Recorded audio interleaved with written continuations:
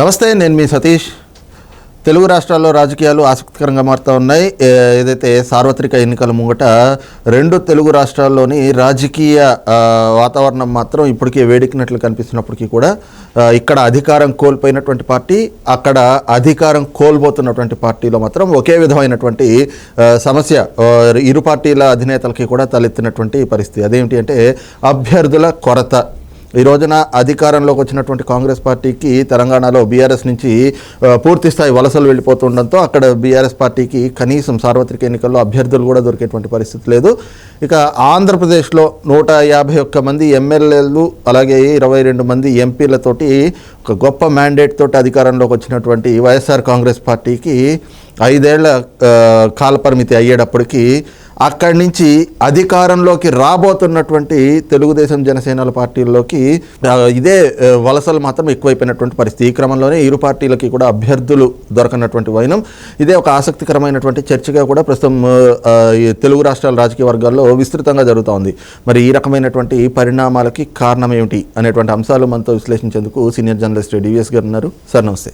నమస్తే సార్. ముఖ్యంగా ఎన్నికల ముంగిట రెండు తెలుగు రాష్ట్రాల్లో కూడా అక్కడ రాజకీయ పరంగా ఇక్కడ అధికారం కోల్పోయినటువంటి పార్టీ, అక్కడ అధికారం కోల్పోతున్నటువంటి పార్టీ, రెండు పార్టీల్లో అభ్యర్థుల కొరత అనేటువంటి అంశాన్ని ఎలా అర్థం చేసుకోవచ్చు? గురువుకు పట్టిన గతే శిష్యుడికి. కళ్ళు మూసినా తెరిచినా జగన్మోహన్ రెడ్డికి కేసీఆర్ కనపడుతున్నాడు. ఏది అందుకే అసలు నిద్రపోవట్లేదంటారు.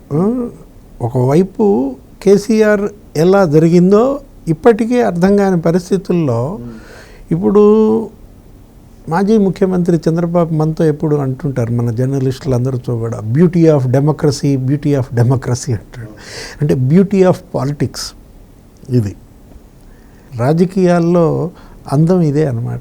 ఏది అధికారాంతమందున అనేదో ఒక చూసుంటావు, చదివి ఉంటావు. ఒకవైపు అధికారం ఉంటే కళ్ళు నెత్తికెక్కుతాయి, అసలు ఎవరు కన్ను మిన్ను కానరారు, ఇక తన మన ఏం లేదు, అసలు విర్రవీగుతారు, బరిదెగిస్తారు. ఏదది పవర్, అధికార మత్తుతో కళ్ళు నెత్తికెక్కినాయి అంటాం. అధికార అంతం అందున అన్నాం. ఇప్పుడు అసలు తత్వం బోధపడుతుందన్నమాట. ఎవరికి? కేసీఆర్కి ఇప్పటికే ఆల్రెడీ తత్వం బోధపడింది. ఇది అందరూ జంప్. ఇవాళ బీఆర్ఎస్ బతుకు పోరాటంలో ఉంది. తెలంగాణలో బీఆర్ఎస్ని తినేయడానికి 2 ముక్కలు చేసుకుని కేక్ గనక, ఒక ముక్క బీజేపీ, ఒక ముక్క కాంగ్రెస్ ఆబగా కాచుకుని ఉన్నాయన్నమాట కేసీఆర్ కేక్ తినేయటానికి. ఎందుకంటే ఇప్పుడు అభ్యర్థులు దొరకట్లేదు. రేపు పార్లమెంట్కి ఎవరిని పెట్టాలన్నా కూడా వాళ్ళు జంప్ అన్నమాట. ఇప్పుడు రివ్యూ పెడితే ఆ పార్లమెంట్కి ఎంపీ హాజరు కాలేదు. అదే కేసీఆర్ చేవేళ్ల పార్లమెంట్ రివ్యూ పెడితే రంజిత్ రెడ్డి గాయబ్. అంటే ఆయన ఏదో వేరే మరి కాంగ్రెస్కో బీజేపీకో ఇటో మారుతాడని మనం చూస్తున్నాం. ఆయన ఉన్నాడు, ఎవరు? నేత వెంకటేష్, ఒక ఎంపీ ఆల్రెడీ జాయిన్ అయిపోయాడు.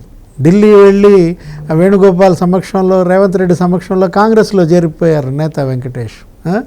ఇప్పుడు 2 ఎంపీలు అసలు బీజేపీ, పి రాములు, తర్వాత సీతారాం నాయక్, వాళ్ళు మాజీ ఎంపీలు ఆల్రెడీ మళ్ళా నీకు బీజేపీ.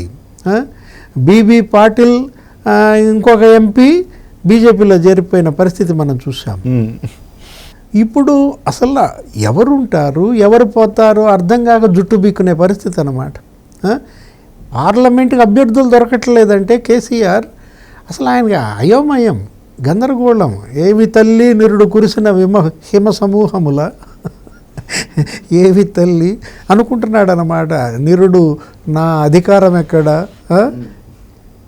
ఒకప్పుడు కేసీఆర్ అపాయింట్మెంట్ కోసం ఎదురెదురు చూశారు, కేటీఆర్ అపాయింట్మెంట్ కోసం అర్రులు సాచారు. అలాంటిది ఒక్కసారి సినిమా చూసావా ఎలా మారిపోయిందో తెలంగాణలో? అటు బీజేపీ, ఇటు కాంగ్రెస్, అక్కడ బీఆర్ఎస్ని మింగేయడానికి సిద్ధంగా ఉన్నాయి. బతుకు పోరాటం అన్నది అదే. అంటే పవర్లో లేకపోతే ప్రాంతీయ పార్టీలు వాటి ఉనికినే కోల్పోయే పరిస్థితికి ప్రత్యక్ష ఉదాహరణ. Same situation Andhra Pradesh. జగన్మోహన్ రెడ్డి, కేసీఆర్కి ఇవాళ వచ్చింది, జగన్మోహన్ రెడ్డికి రేపు వస్తుందన్నమాట. అంటే తేడా ఏం లేదు, ఎంత మహా ఉంటే 2-3 నెలలు తేడా అనమాట. ఎన్నికలకి 100 రోజుల ముందే జగన్ ఓడిపోతున్నాడు అనేది ప్రజల్లోకి బలంగా వెళ్ళిపోయింది. తెలుగుదేశం జనసేన ప్రభంజనం, సునామీ వస్తోంది, కొట్టుకుపోతున్నాడు అనే పరిస్థితుల్లో అతనికి ఇప్పుడు అభ్యర్థులు దొరకట్లా. ఎవరికి? జగన్మోహన్ రెడ్డికి. పార్లమెంటే ఇప్పుడు మనం ఎక్కడో దాకా ఎందుకు ఎంపీ అభ్యర్థులు, ఆయన ఒకళ్ళని అభ్యర్థిగా పెట్టుకుంటే వాళ్ళు జంప్ అయిపోతున్నారు. ఇప్పుడు ఆ సత్యవేడ్ ఎమ్మెల్యే ఉన్నాడు ఆదిమూలం, అతన్ని పిలిచి ఏమని చెప్పారు, నీకు అసెంబ్లీకి వ్యతిరేకత ఉంది, నీకు టికెట్ ఇవ్వలేకపోతున్నాను, నువ్వు పార్లమెంట్కి వేయి అన్నారు. అతను జుట్టు పీక్కున్నాడు. అసెంబ్లీకి వ్యతిరేకత ఏంటి, పార్లమెంట్కి వేయమంటాం ఏంటి, ఓహో ఇదేటు మునిగే నావని అర్థమైపోయి జంప్ అనమాట. అక్కడ లేస్తే ఎక్కడ ప్రత్యక్షమయ్యాడు, లోకేష్ దగ్గర ప్రత్యక్షమయ్యాడు. కృష్ణదేవరాయలను ఏమన్నాడు, నరసరావుపేటలో మీరు పోటీ చేయొద్దు, మీరు గుంటూరులో పోటీ చేయండి అన్నారు. అక్కడ పల్నాడు ఎమ్మెల్యేలంతా వెళ్ళి తాడేపల్లి ప్యాలెస్లో సీఎంని కలిసి మాకు రాయలే కావాలని అడిగారు. అతను ఎవరో నాగార్జున యాదవ్ అన్నాడు ఫస్ట్. అతనికి వీళ్ళు అసలు భయపడి పారిపోయారు. ఎవరు? అతనైతే అసలు మేము అసలు కాడి కింద పడేస్తాం, మేము అసలు అసెంబ్లీకే వేయమన్నారు. అప్పుడు ఏం చేశాడు, అనిల్ కుమార్ యాదవ్ని దించుతున్నాడు. ఇప్పుడు కృష్ణదేవరాయలు ఏం చేశాడు, తెలుగుదేశంలోకి వెళ్ళిపోతున్నాడు.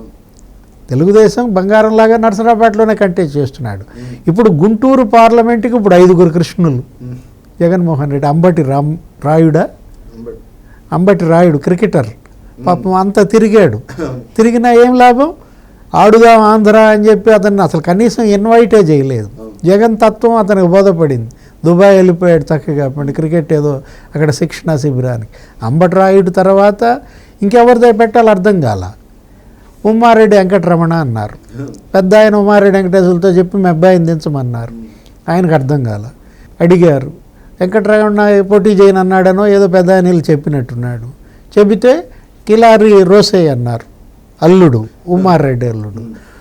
రోసయ్య ఏం చేయాలో అర్థం కాల. నేను ఎమ్మెల్యేగా పొన్నూరులో ఉన్నాను, తీసుకొచ్చి నన్ను ఇక్కడ బలిస్తాడని అతని బాధ. ఇప్పుడు అసలు కొత్త ఇంకో కృష్ణుడు వచ్చారు. ఏంటి, ఎవరామె? జహీరా బేగం పేరు వినపడతాను, ముస్లింకి ఇస్తారని. అసలు వేమిరెడ్డి ప్రభాకర్ రెడ్డి ఇష్యూ నీకు తెలుసు, నెల్లూరు. సీఎం ఢిల్లీ వెళ్ళాడు. సీఎం ఢిల్లీ వెళ్తూ సీఎం ఆఫీస్ నుంచి వేమిరెడ్డి ప్రభాకర్ రెడ్డికి ఫోన్ వచ్చింది, సీఎం ఢిల్లీ వస్తున్నారు, జగన్మోహన్ రెడ్డి ఈ రాత్రికి మీ ఇంట్లోనే ఉంటారు. ఆయన జంప్, నేను ఉండట్లేదు, నేను లేను, అసలు నేను దుబాయ్లో ఉన్నానో ఏదో చెప్పినట్టున్నాను. అంటే జగన్మోహన్ రెడ్డి అంటే ఎంత భయపడుతున్నారు, వైఎస్ఆర్ కాంగ్రెస్ పార్టీ అంటే ఎంత భయపడుతున్నారు. బీఫామ్ ఇస్తామంటే జంప్ అయిపోతున్నారు. Vallabhaneni Balashowry issue, Machilipatnam MP. రేవంత్ రెడ్డి ఏదో ముఖ్యమంత్రి అయ్యానని, ఆయన ఎంపీ కాబట్టి అందరు ఎంపీలని ఢిల్లీలో విందుకు పిలిస్తే వెళ్ళాడు. అలాంటి వాడిని పట్టుకుని బీఫామ్ రేవంత్ దగ్గర తీసుకో అన్నాడట. అంటే ఎంత అహంభావం, ఏదో అహం తలకెక్కిందంటారు చూసా. ఇక బాలశౌరి ఏం చేశాడు, జనసేనలో చేరిపోయాడు. జనసేన క్యాండిడేట్ ఇప్పుడు అక్కడ మచిలీపట్నంలో.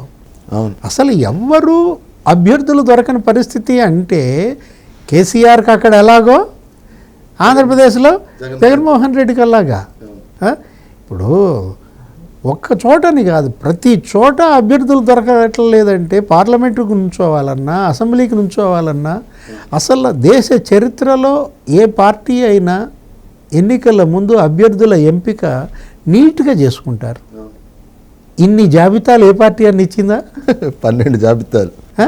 12 జాబితాలు సరే, ఇప్పుడు నువ్వు ఎంతమంది పోనీ వాటిల్లో ఒక 80-90 మందిని నువ్వు ఇవ్వటానికి ఇన్ని జాబితాలు వదులుతావా? ఒక్కొక్క జాబితాకి 2 పేర్లు, 4 పేర్లు. ఈ జాబితాలో వాళ్ళని మార్చి ఆ జాబితా అంటాడు, ఆ జాబితాలో వాళ్ళని మార్చి ఇంకో జాబితా అంటాడు. జుట్టు బీక్కుంటున్నాడు, తికమక అవుతున్నాడు, తలకిందులు చేస్తున్నాడు. ఇన్నాళ్ళు రాష్ట్రాన్ని తలకిందులు చేశాడు, పరిపాలన తలకిందులు చేశాడు, ఇప్పుడు పార్టీనే తలకిందులు చేస్తున్నాడు. తెలుగుదేశం జనసేన ఉన్నాయి, సింగిల్గా ఒకే లిస్ట్ ఇచ్చాయి. ఎంతమంది? 99 మందితో నీకు గన్ షాట్గా 99 లిస్టు ఒకే జాబితా ఇచ్చిందే. అంటే ఏంటి? అది విజయం, ధీమా, అది కదా ఆత్మవిశ్వాసం. జగన్మోహన్ రెడ్డికి ఎందుకు ఆత్మవిశ్వాసం లేకుండా పోయింది, అధైర్యం ఎందుకు వచ్చిందంటే కారణాలు ఇదే. వైఫల్యాలు వెంటబడి తరుముకొస్తున్న పరిస్థితుల్లో ఓటమి తరుముకొస్తున్న పరిస్థితుల్లో కేసీఆర్ పరిస్థితే జగన్మోహన్ రెడ్డి. రైట్, ఇది చూస్తున్నాం కదా పూర్తిగా ఏదైతే రాష్ట్రంలో వచ్చినటువంటి వ్యతిరేకత అలాగే ఓటమి భయం వెంటాడుతున్నటువంటి క్రమంలోనే ఈ రకమైనటువంటి తికమక ఆటలన్నీ కూడా జగన్మోహన్ రెడ్డి ఆడుతూ ఉన్నాడు. అయితే రెండు తెలుగు రాష్ట్రాల్లోని పరిస్థితులను ఒకసారి చూస్తే మాత్రం ఇక్కడ తెలంగాణలో బీఆర్ఎస్ పార్టీ బ్రతుకు పోరాటంలో ఉంటే అక్కడ జగన్మోహన్ రెడ్డి జీవన్ మరణ సమస్యను ఎదుర్కొంటున్నట్లుగా అయితే మాత్రం రాజకీయంగా చాలా స్పష్టంగా కనిపిస్తుంది. దీని అంతటికీ కూడా స్వయం కృతాపరాధమే కారణం అన్నటువంటి భావాన్ని కూడా సీనియర్ జర్నలిస్ట్ డివిఎస్ గారు వ్యక్తం చేస్తూ ఉన్నారు. Thank you sir. నమస్తే.